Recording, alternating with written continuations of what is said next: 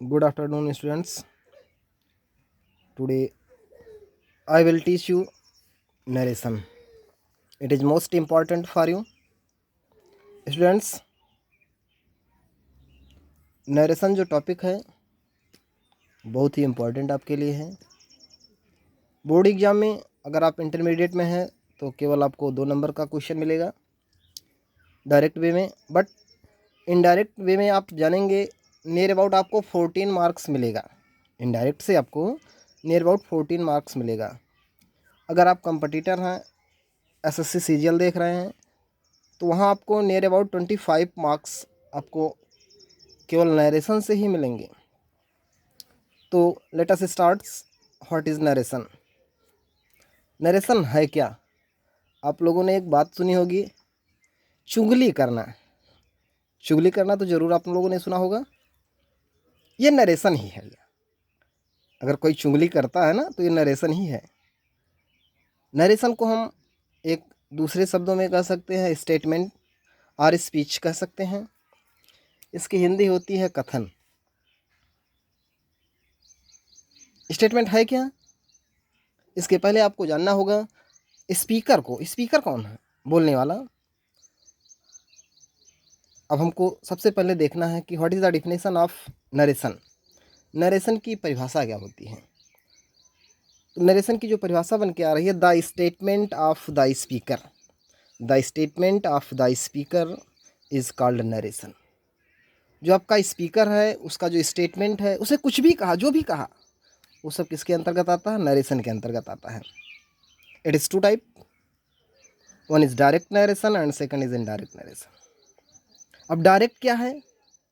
Actual statement of the speaker. Actual, exact, जिसको हम कह सकते हैं exact words or statement. Actual words or statement of the speaker is called direct narration.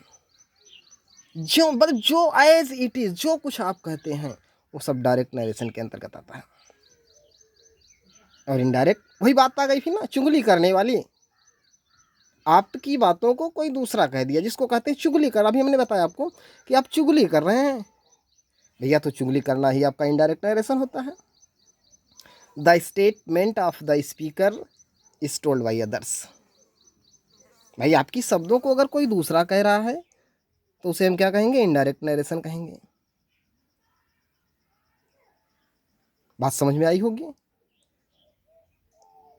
चलिए आगे हम प्रोसीड कर रहे हैं। Direct narration is divided in 2 parts. जो आपका डायरेक्ट नरेशन होता है वो 2 पार्ट में बटा होता है।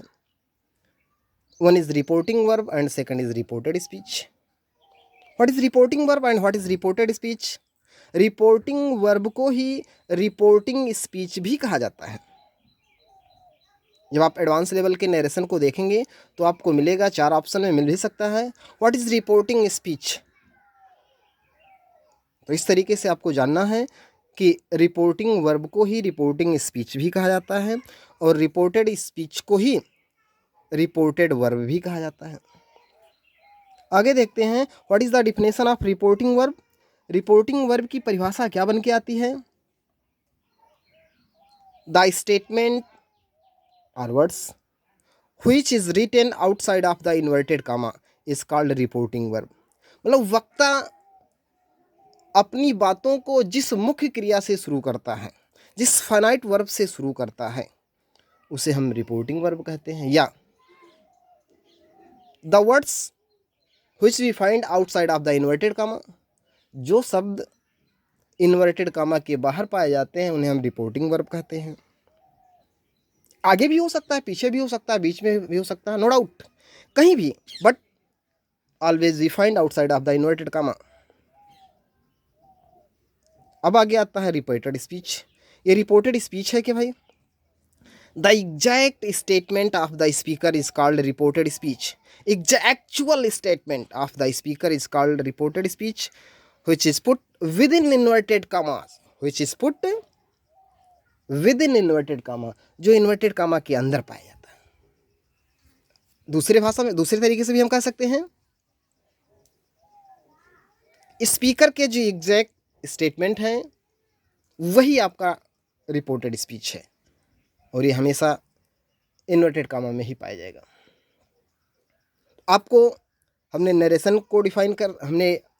नरेशन की परिभाषा बताई, डायरेक्ट नरेशन, इनडायरेक्ट नरेशन की परिभाषा बताई, रिपोर्टिंग वर्ब की परिभाषा बता दी हमने, रिपोर्टेड स्पीच की परिभाषा बता दी। आगे हमको देखना है कि कैसे हम इनडायरेक्ट स्पीच बदलते हैं, डायरेक्ट नरेशन को या डायरेक्ट स्पीच को कैसे हम इनडायरेक्ट स्पीच में चेंज करते हैं, ये हमको देखना है। इसके लिए आपको 3 पॉइंट्स याद करना है। इसके लिए आपको 3 पॉइंट्स देखना है।